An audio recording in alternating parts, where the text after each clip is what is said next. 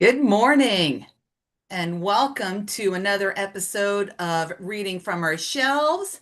I'm Tara from Canada Reads American Style. I'm here with Rebecca, my partner from Canada Reads American Style. Hello, Rebecca. All right. Are we? I don't think we are, but No, we're not. Hold on. okay. Let's start over. Yeah, okay, that's good because I didn't think we were. I didn't see anything. It said that we were live streaming, but then I'm like, something doesn't look right. Yep, let me close it out. Okay, let me just. Oh, All wait, right. now one person is. Yeah, Yeah, it's okay. working now. I don't know why that just did that wonky thing at the It beginning. said that we were live streaming, but then I'm like, something doesn't look right. Okay, Yep. this is okay. This might be so. Are we live streaming now? We are. Yeah, This yeah, we're is live our most here. awkward introduction because I'm We sorry, haven't, people. You're actually getting us conversing, not knowing what we're doing. yeah. And I'm gonna see because there is a way you can edit. So I'm gonna try to edit. It Oh says there's God. one person watching, so that one person. Yeah. Anyways, zip, boom, we're starting over Okay, again. here we go. We start Yeah. now. Okay. Good morning and welcome to Canada Reads American Style. You know what? This is better anyways because I was all awkward just doing the introduction anyways. This is our monthly or fairly monthly episode of Reading from Our Shelves in which we share the books that we have read from our shelves. Now, in my case, it's from my physical shelves as I am trying to keep myself accountable. Sometimes Rebecca also shares library books from her library shelves. And hi, Rebecca.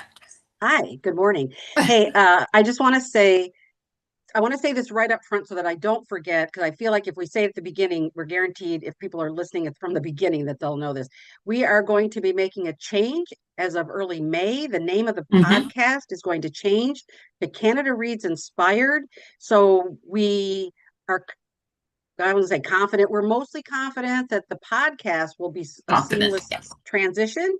The YouTube channel, I'm still not 100% sure how that will go. So if for some reason it doesn't work with the YouTube channel, then we'll just start a new one. So just Yeah. wanted to say that up front so we're all on the same page.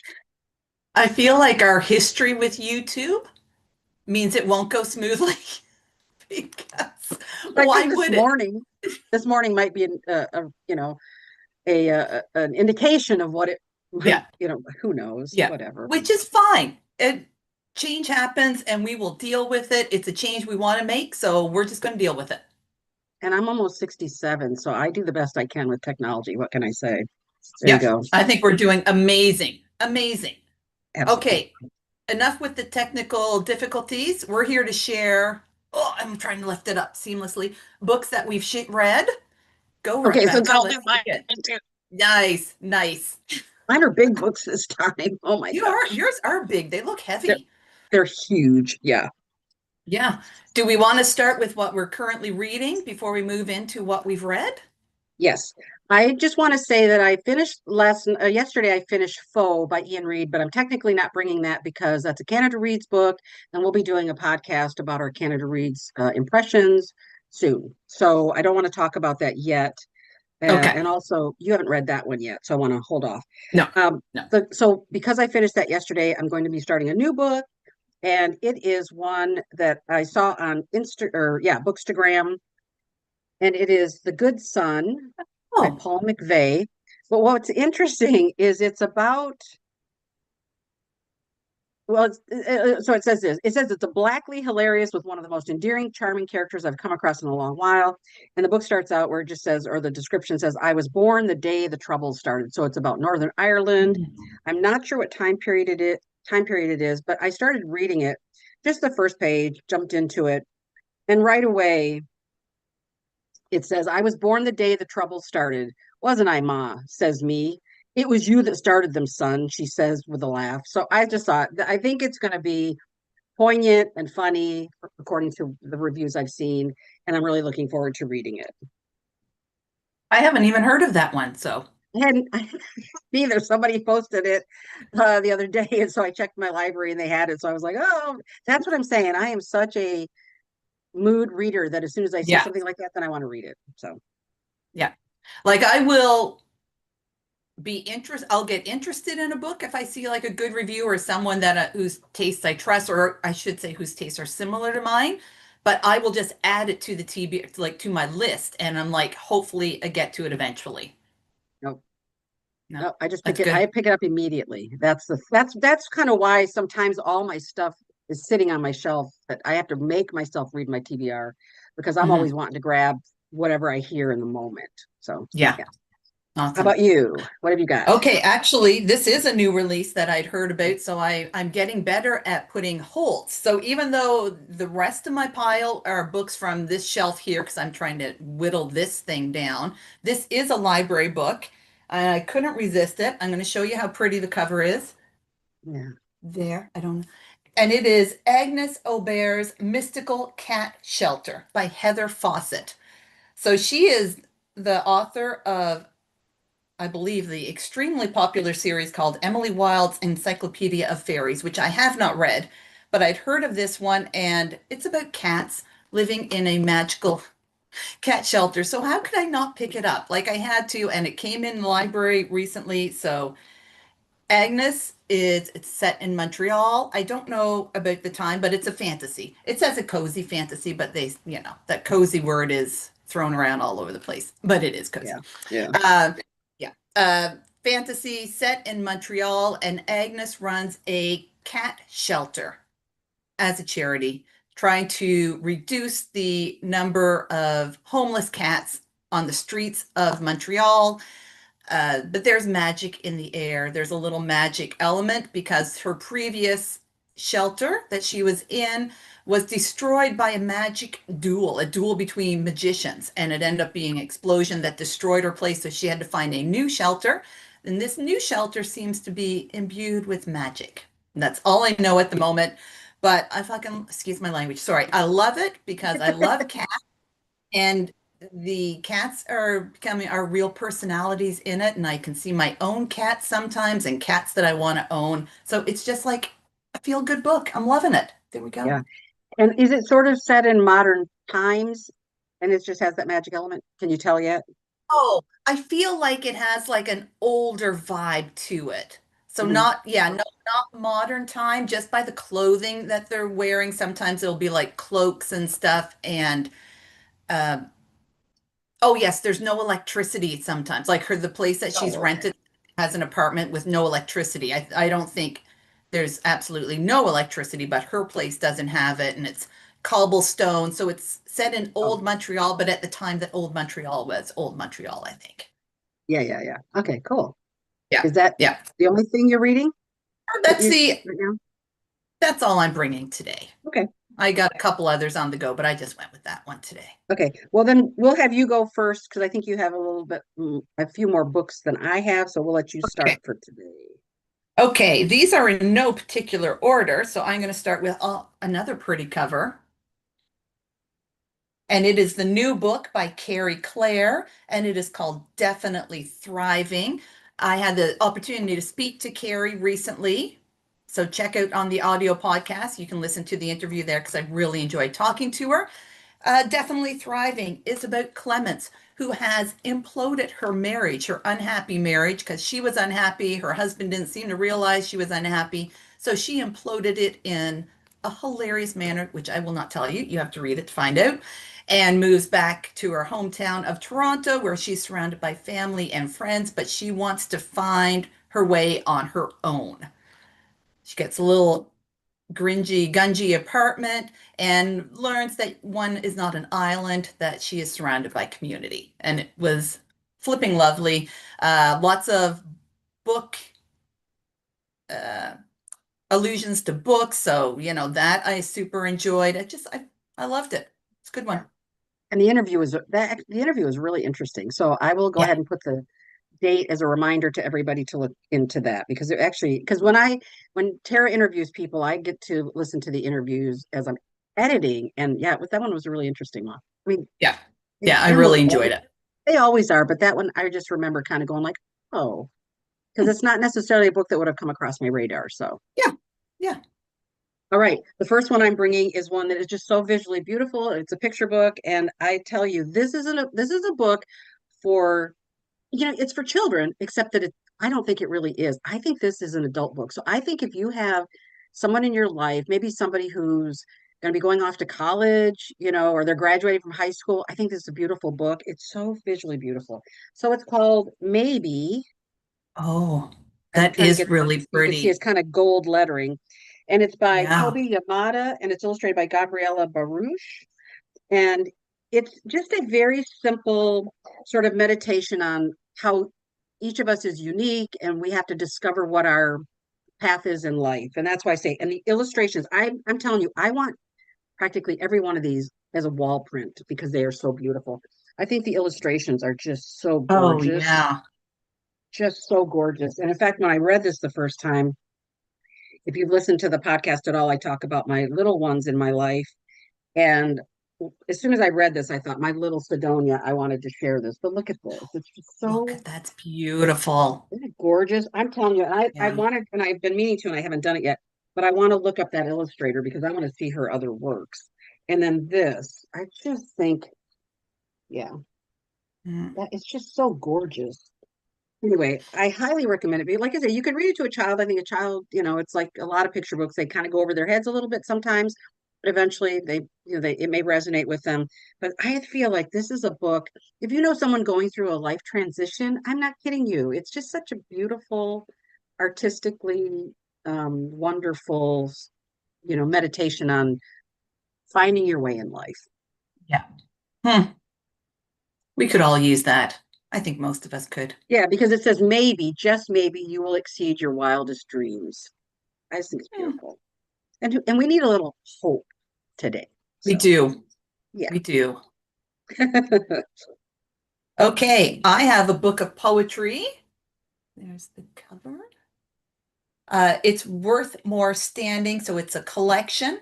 Poets and activists pay homage to trees, and it is edited by Christine Lowther. So it is, yeah, a collection. It's a whole bunch of different poets all writing poems about trees, and I love trees, so I was like totally into this book. You can see all the like post-its when I was like, that's a good one. Yeah. So I just loved it. Really I want enjoyed to it. check I want to check that one out because I that's what I want to get into more are collections of poetry. Yeah. And then that way I can get a taste of kind of what style I like and everything. All right, so you and I have both read this book. I've also interviewed the author. This is Women Among Monuments. And the reason I'm bringing it, even if you've listened to the podcast and you think, I've heard it from Rebecca, I've heard it from Tara, I'm just putting it out there again because you Yep. may come across this book and think, oh, it just looks academic or it looks like a dry read. It is absolutely not that. It is really about women and genius and women as artists, as authors, trying to find space for their creativity. And within that story, Kasia is interspersing her memoir of her own journey of carving out time. It is absolutely beautiful. And again, it looks academic because she is a professor, but I can't imagine anyone reading this and not being absolutely captivated Yeah. by it. What do you think? Yeah. Oh yeah, yeah. It was fantastic because I was intrigued by the whole premise, which is why I wanted to read it. But from the title, like you said, I was expecting a dry academic book. No, it's like so good. It's the writing is like so, yeah, captivating. You just like jump into it. She's got the perfect balance of Yeah, academia with memoir, and yeah, so good. yeah. Anyway, so I just wanted to again reiterate, I wanted to be able to show the cover because the cover is, again, I feel like the cover it just looks like an academic book, you know what I mean? And I thought in Mhm. case it were to put somebody off because it looks kind of that way, please don't think that. Give it a try. Yeah, yeah. Because I didn't have that thought. I just don't like body parts on book covers. Yeah. So, Oh, I didn't even thought so about that. Oh, yeah. that's just a me thing. I'm just like I just don't want to see. I don't know what it is. I don't want to jump into it. I don't want to delve into it. But I do not like Yeah, body parts on covers. that's funny. Yeah, I didn't even really look at it that closely, but yeah, okay, I kind of don't disagree with you on that one. But I also will say that we both received the book as an ARC through Holly Godry and her Yeah. River Street rights. And I loved it so much I bought a copy. So that's why I say I can't speak highly Yeah. enough about it. I loved it. I now own it, and I'm thrilled to have it on my shelf. Yeah. And I passed my copy on to my daughter because I was like, you're going to want to read this. Like, Oh yeah, yeah, it's yeah. awesome. Yeah. Oh, I want. Yeah. I'm really curious what Keegan thinks. So let us know. Yeah. Well, I don't know if she'll get around to Yeah. her library is worse than mine, but she will get around to it soon. Sometime, I should say, not soon. Okay, my next book, nonfiction, Birds. Not a big surprise. There we go. Oh yeah. Conversation with Birds by Priyanka Kumar. It begins because this is no surprise. I love memoirs about birding, and it is how she finds her way back to nature through birding. So that's your first part of the book. And after that, once she's like fully ensconced, like she's a birder, capital B, it's about the birding trips that she takes around the New Mexico area, which is a geography like I'm not at all familiar with. Yeah. So I found that interesting, like the different birds that I will probably never see that are just the birds of that area, and also just her descriptions of the geography. Like I was also found that very interesting. Really appreciated that as well. Yeah. And you've read so many great birding books, memoir Mhm. birding books. My list of that is really long, but I want to read those too because I love birding, but I'm a novice. So Yeah. okay, my next one is again, I'm bringing this one only because I now own it. So this was a book. It's a Patrick Bird mystery by Alexis Stefanovich-Thomson. I did interview him, and the second book is out now called Opposite Sully's Gym, but I don't have it yet. My copy hasn't come in yet. And it's just a new, I feel like if you want to get in on a cool new mystery series, at the very beginning, this was book number one. Again, the second one is now out. And Patrick Bird is a hapless, young, which I love, detective who just can't get it right and frustrates the hell out of you and stuff. And I will say, the first book I really liked. It covers a 48-hour period. I liked it, but I loved the second one, which is a includes James Earl Ray, who was the person who assassinated Martin Luther King Jr. And turns out he has a really strong Canadian connection. And so he weaves that part of Toronto history into that novel. Mm. And it kept me on the edge of my seat. And there was one scene that I was telling Alexis that I can't remember like almost feeling that my heart was pounding, like I was going, because I just pictured myself in that room in that moment. And it's also set in the 60s, so that it's not like you can pick up a cell phone and call somebody, or you know what I mean? Dial Yeah. 911 on your cell phone. So I felt that emotion of fear in a big way. Loved Mm. both books. I forgot that it was set in the 60s. I like Yeah. that. And Yeah. that is one of the things I like about it, is that because nowadays it is interesting how the mystery genre will change with all the technology Yeah. and AI and everything. And so I don't know, I kind of like the old, when you're reading, Agatha Christie, and that's definitely Yeah. old school, right? I love that kind of stuff. Oh, yeah. And I find a lot of mysteries too, and thrillers, they do it kind of pre-cell phone. Like there's a lot of authors who will do it set it pre-cell phone or early cell phone so that you don't have to worry about that technology of Yeah, being able exactly. to easily contact or trace someone. Yeah. Yeah. Oh, okay. I got a short story collection. Oh, I want to read this. Breathing is How Some People Stay Alive by Allison Gadsby. Oh my God, it's so good. So good. So this is actually her first book, and I'm getting to interview her in May, so early May kind of thing. So we have an interview coming up to start the new spring, or I guess it won't be new spring, but doesn't matter. I'm sorry, I'm babbling because what is about the books? They're the story. The stories are amazing. They're kind of, it's been a while since I read it. There's like some elements of horror, even so much as in just how they make you feel or the situation that the characters are placed in. Uh, oh yeah, I was going to say it returns to this now that we talk about AI or technology, but there are a couple of stories that deal with having I'm going to say robots, but that's not the quite thing. Like humanoids as companions. I know, and they are They're super creepy. creepy. So Yeah. yeah. So she deals with a lot of issues like from childhood trauma, domestic abuse. So it's not a light book. They're God, they're so good, so good. Yeah. Yeah. I loved I'm this seeing book. it, and I'm seeing that all over Bookstagram.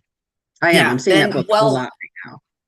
it deserves to be like everywhere. And I'm not giving you a great description of it just because I'm just loved the whole thing. So I'm being overcome by like how much I loved it. So I'm like, I apologize. Oh, but also what you can see on the cover, there's like a person who's underwater. So there's swimming is carried through it too. There's a theme of swimming that's Oh, carried through oh, the stories as well, which I love when you see they're not an interconnected set of stories, but I like it when you just see themes yeah, throughout a collection. Yeah, yeah. so good. I like that. I want to just put a shout out to little free libraries in our neighborhood. I have two children's ones that are really iffy, bless their hearts. They're not, the quality is not really there. But then there's an adult one over when I go over to my nephew's house.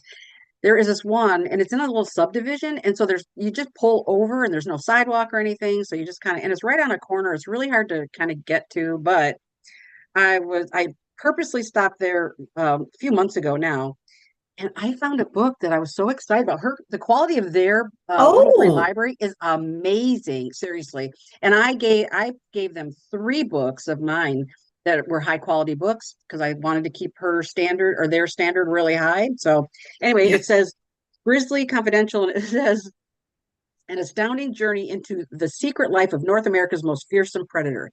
And then I said to myself, I don't know, a grizzly or a polar bear. I'm not really Mhm. sure like which one I think is more fearsome, but I will read this and I will get back to you on it Yeah. because yeah, so that one I haven't read yet. Obviously, the next pile are my books that I've not yet read, but they're on my shelf. I should have said that. That you've that one's in great condition too.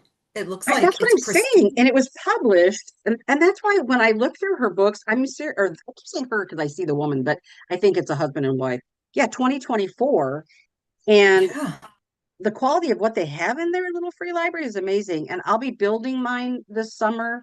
And I have just piles and piles of books that I'll be putting in. And I actually don't really necessarily want people to like take a book and leave a book. I don't want, because sometimes people leave things that they pulled it out of their garage and it's dirty and dusty. I don't know.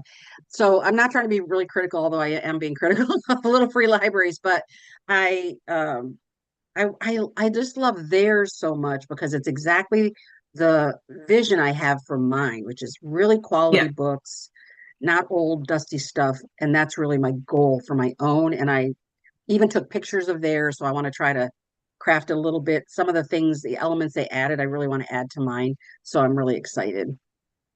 Well, it is your little library. So if you Yeah. can curate the books that go in it as much as you want, Yeah. right? And the bus drops high school kids off right there. So I'm really Mhm. hoping that I'll get some high schoolers. I mean, I know it's iffy whether they read or not, but and then plus we have a lot of dog walkers and families that walk around. So I have a lot of foot traffic because I'm on a corner. Yeah. So I'm really hoping. And my Ring camera looks right there, so I'll be able to see if somebody looks at my little free library. I'm so excited. That's awesome. And I'm going to build a little Okay. bench that goes with it. I like the bench idea. Yeah, I think that's a great yeah. idea. Yeah. Okay. My next book, it's Shoebox by Sean Paul Bedell. Sean Paul Bedell is a writer from Nova Scotia who spent many years as, I believe, a paramedic and a firefighter, and that knowledge shows in this book. So it is about the main character, Steve, who is a paramedic.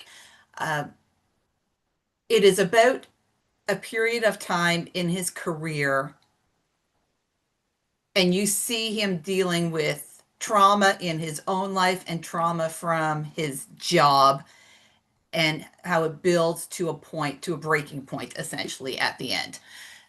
This was a very interesting read. I've mentioned this to Rebecca before. So it's like first person narrator. So you're just getting Steve talking to you.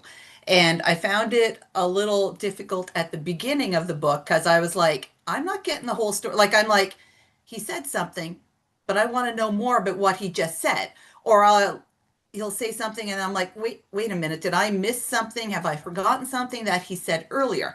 Then as the book goes along, I realize that, it's first person narrator. I'm only getting what Steve wants me to know. So there is I more love to that. his story. He's not telling me. And it does come out in the end. You get more of it. And so I really enjoyed it. I do think the ending was a little over the top for me, but I'm not going to tell you what the ending is because I don't want to spoil it for you. Uh, but I did enjoy it. I really appreciated the insight into the work of a paramedic because I obviously, it's not easy work, but I did not know the full extent of it. It's a lot. It's a lot. Yeah. Yeah. Gosh. So Yeah. I went to Ann Arbor for an author event, which I totally forgot to talk about on the podcast because you talked about a recent one that you Yeah. did, and I forgot about mine. But 2 weeks ago, I went to see Patti Smith, who is so in my experience in the 70s, I was aware of her and I knew one of her songs that she sang that night. I was aware of it. I mean, I recognized it, but I didn't really follow her career. I didn't really know that much about her. And then when she was going to be in Ann Arbor, I thought, what the heck, I'm going to go. Got a free book copy of one of her new memoir, which is Bread of Angels. And Mm.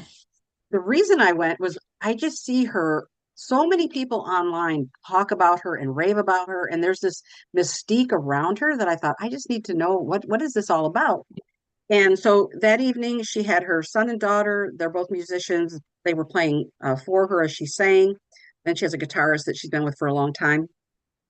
And then in between the songs, she would read passages from the book. And I mean, poetic, beautiful. I cannot wait to read this. And I can't wait to read some of her other things as well. And she's just a really fascinating character in real life. I mean, she's had an interesting life. And she had a husband that she absolutely adored, and he died young. And that runs through everything about who she is. I don't think she's ever gotten past the loss of her husband, her beloved soulmate. Anyway, I Mm. just think I can't wait to read it. It got great reviews, and again, everybody's raving about it. I can't believe you didn't talk about it on the podcast until you mentioned it. I was like, yeah, what?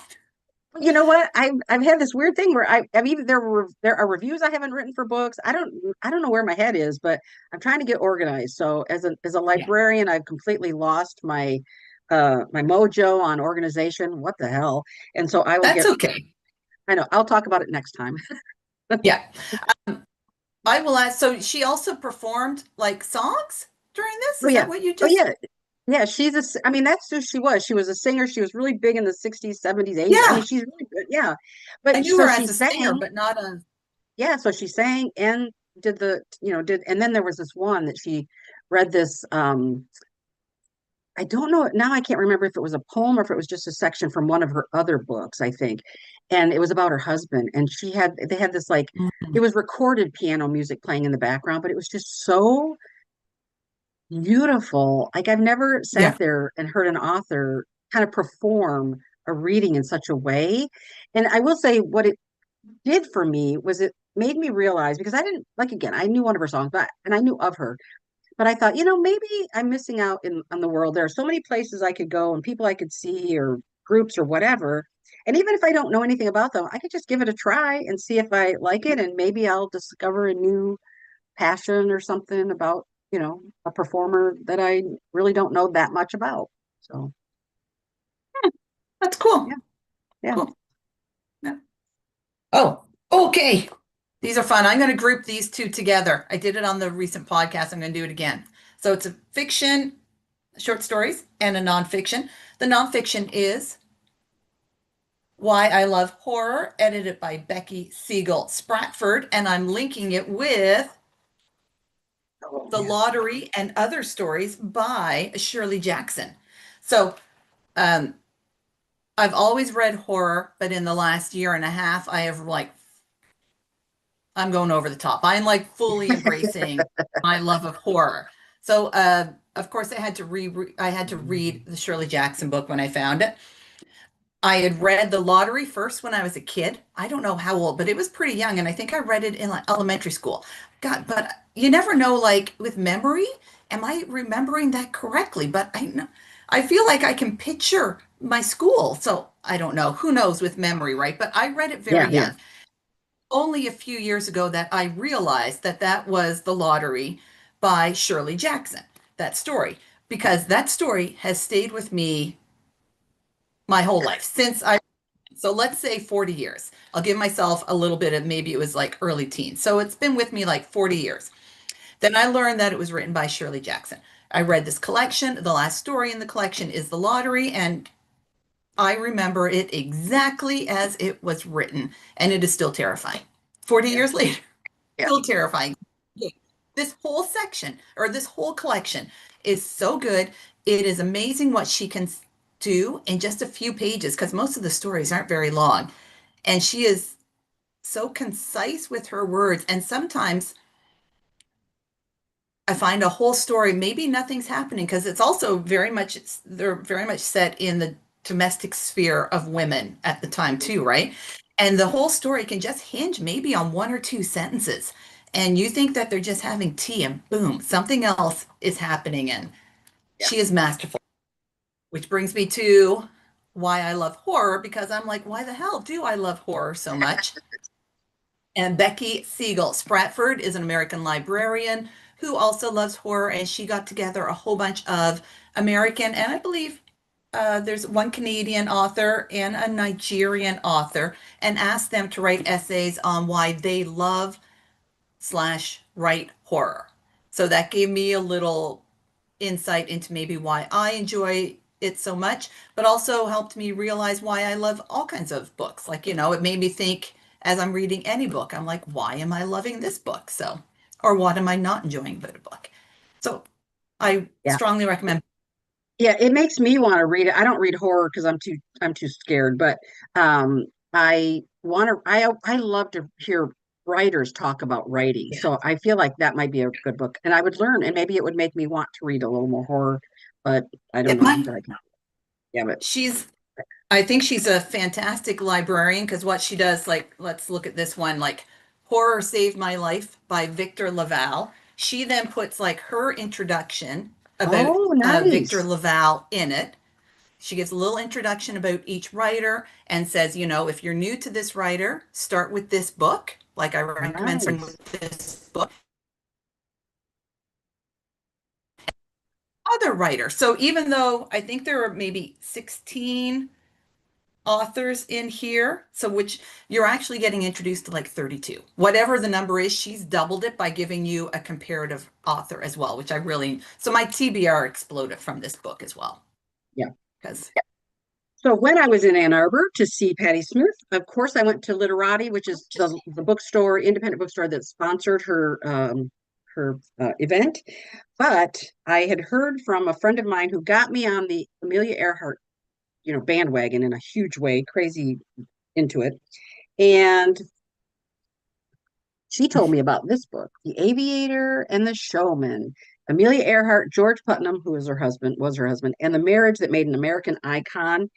And as you can see, it's a big fat book, and yeah. I still feel like it's not going to matter. I read other memoirs and biographies that were fat as well. It's not generally my thing, but I am really looking forward to reading this. I always felt like from Amelia's perspective and what I've read that they had a really strong marriage and it was happily ever after kind of thing, right?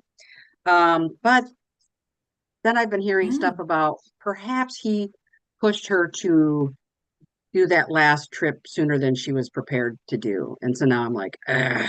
So Mm. I'm expecting to be like, oh, but we'll see. Interesting. I like the cover. I like the cover Yeah, too. I do too. Yeah. And it has lots of pictures in it. And yeah, Yeah. I'm really looking forward to it. Yeah. Good. I'm looking forward to hearing about it. Yeah. Okay. Oh, I have another book of poetry. Go. What is the title? It is The Tinder, Tinder, Sonnets by Jennifer Lovegrove. I really like that. I really like that image on the cover too. It almost looks like a collage. That's what it reminds me Oh of. yeah, yeah. And then there is throughout the book as well. I guess I will show this too. There are other really beautiful Oh. images as well. They're all like a fancy dress with some kind of flower or wildlife coming out of it. Hmm. So collection of poetry. What is cool about the poem? First, I'm going to say the structure of the poems is all the same. They're all three stanzas. So I love that you have this like uniformity carried throughout the book. What they are about is middle-aged woman in the dating world and her sexuality and misogyny, and it's all kind of thrown at you. It's a little like sexy, and then it's also like a little, you get a little angry while you're reading them. So there we go. If you're into it, I highly recommend. A I range of emotion. A range of emotion with beautiful words at the same time. I did have to. There were a couple times when I found myself getting caught on the words, like of not flowing or being stuck in a moment of like, I don't understand. And then I remembered Halle Goddery's advice to us when reading poetry is to not worry about it and just how does the poem make you feel? Yeah. So, yeah. Yeah. And that's why I've embraced that when it comes to poetry. That is 100% how I'm going to approach poetry now. So I feel really Yes. excited about dipping into it more. And yeah, I think I want to start with the tree one that you were talking about too. So, Oh, I love that tree one. Yeah. okay. So when I was in Ann Arbor, I went to another bookstore called the West Side Bookshop, and it's been there for over 50 years, I think. And the owner Hmm. has Hmm. been in charge of it forever. And it's this really kind of funky old building, kind of. And you go in, and the floors creak and everything is just jumbled in there. I don't know how he knows where everything is, but maybe he does. I don't know. But I went in there because I had read an article about the shop, and it said that there was an Arctic exploration kind of section. So I was like, oh, I want to go check this out. So I go in and I really tried on my own to find it. And I'm looking at all the stuff labeled, and he has prints and maps, like old stuff for sale and everything. But it's just a jumble of everything. Although there are little labels on the shelves, and they're a little there's no rhyme or reason to it in my mind. I don't know. Anyway, Hmm. finally had to go back and say, where's your Arctic area? It takes me down across this back to the back of the store, down these crickety old stairs, around the corner to an area where the lights come on if you're standing there. They don't always come on though, because they went out, and then I was trying to get them to start over, and I couldn't get them to start over. Anyway, it was a very cool experience. And so I thought, what, bless his heart, he's an old man. And I say that with love because I'm an old woman. So anyway, I thought, he went to all that trouble to take me down there and show me everything. So I thought I have to buy something. So I know I could have And gotten he this from did my know where it library. was. He did know where it was too. Not really. Oh, He not just sort really. of said, it's all right here. So, and I I even said, take that back. I was kind of looking for female explorers, and he was like, oh, I don't know. He said, just check here. I'm like, okay. Oh, So yeah. anyway, Never I mind. know, bless his heart. So even though I could get this probably at the library, I got it anyway, in which it's Mm. Ada Blackjack, A True Story of Survival in the Arctic. And I just want to say, it says when 23-year-old Inuit Ada Blackjack signed on as a seamstress for a top secret Arctic expedition, her goal was simple: to earn money in order to provide for her young son. She and four men went out into the far north together in September 1921. But as winter set in, the expedition was beset by hardship, starvation, and tragedy. When Ada found her way back to civilization 2 years later, she was the expedition's sole survivor. And I've heard of her before, and so I'm really excited to read this. And I've always wanted to read about her, just again, can't read everything. So I found that, and I was excited to find it. Yeah, that sounds fascinating, actually. Yeah. And I Yeah. just have to say really quick, because it's a used Yeah. bookstore. Somebody wrote in the front of the book and wrote, first rate reading, enjoyed it. May 17, 2005, finished. And I thought that was cute. Somebody Oh, put their little love note on the that. inside. Yeah, yeah. Oh my God, maybe I have to start doing that with my books too, in case they Oh, ever find their way into someone's that's hands. a good idea. Especially with my little Yes. free library. Then it'll go out in the world. Yes. I love that. Yeah. My God, I love that idea. I love finding stuff in like written in books and stuff like that, but that's a good one. That's Yeah. Good idea, whoever did that. Okay, my last book, there we go, is a beautiful cover. I love this cover, and I love the pen. Oh, And it is Stag Dance, a novel and stories by Tori Peters. Tori Peters is an American writer. So this novel and story, so it's like a novella and three short stories. The novella is Stag Dance, so that's the title. And I'm going to give you a quick little, like it is, no, I'm going to talk about Tori's writing first. I find it to be very visceral. Like it's like, when some writing is just like, you're like in it physically. That's what I find about Tori's writing. I like the physical aspect of it is very much like I'm like, oh, like you're there, but also setting wise, I find she's really good at taking whatever setting she has chosen for her stories, and I'm like, I'm there. Like Stag Dance, you're in a I found out they like to be called loggers, not lumberjacks, logging camp from like ages ago. So yeah, I know. I that is Stag Dance is the logging camp one that takes place in a logging camp. And the amount of research I think that would have gone into it, because she uses all these logging terms. I actually had to pull something up on my phone that had like logging terms because I'm like, I don't know what that means. So I thought that was fascinating that she was like, you're going to learn these logging terms, like figure it out because I'm not telling you this is how they just would have spoken. I like it when an author does that when they don't feed stuff to you, when you have to like figure it out yourself. So the novella Stag Dance, you have his name was Babe Bunyan was his nickname, and he's in a logging camp full of men, of course, and after in the middle of winter, it's an illegal logging camp, so they're not supposed to be there. And they've been there a while and they're getting all like antsy. So the foreman is like, that's it. We're going to have a stag dance, something for us to like ease our tensions, give us something to look forward to. So it's just a dance where they all get together and they're going to drink and they're going to dance. And if any of the loggers want to, they can attach a little piece, triangular piece of fur to their crotch, and then they are like the woman of the dance so that people can court them or dance with them. So obviously, what she's doing is dealing with issues of gender, trans people, heteronormativity, and Babe decides that he wants to wear the triangle, and then how that changes the dynamics of the camp. Babe is a beautiful character that will never leave me. He is fantastic. Aside from Stag Dance, the other three short stories, Tori really plays with genre a lot as well. So one of them is like a little dystopian in that you're in a world in which a virus has been released that prevents people from their bodies producing hormones. So oh, essentially, everyone gets to choose their own gender based yeah. on whatever hormones they want to take, which is a really cool, interesting idea. Another story was I've got to remind myself here, I should have done it earlier. The Masker, which is one set in Las Vegas, which was also, that was, they're all really good. Yeah. She's a damn good writer. I really Yeah. enjoyed them.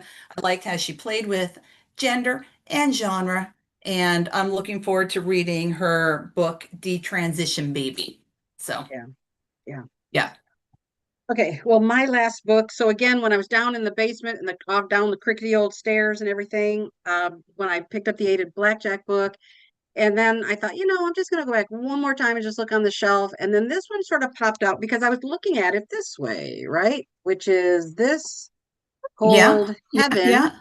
7 seasons in Greenland. And I was like, 7 seasons in Greenland? That would be kind of interesting.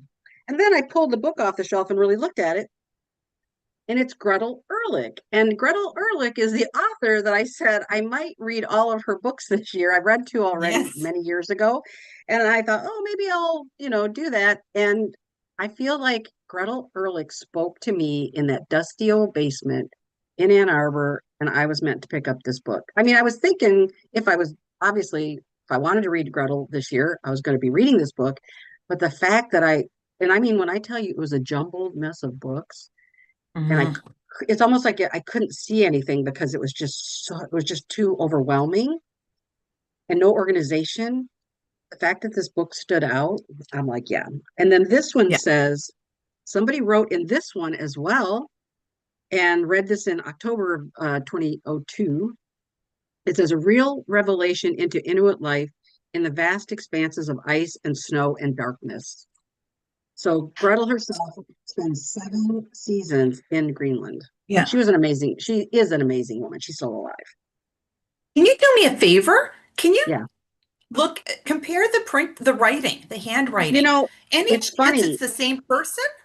No, no, it's definitely not. Oh, And wow. the other one, somebody put their initials, Okay. WRM, it looks like. And this one has nothing in it. And it's no, one's in pencil, one's in ink. That writing is not the same because one is like Wow. cursive and the other one is like print.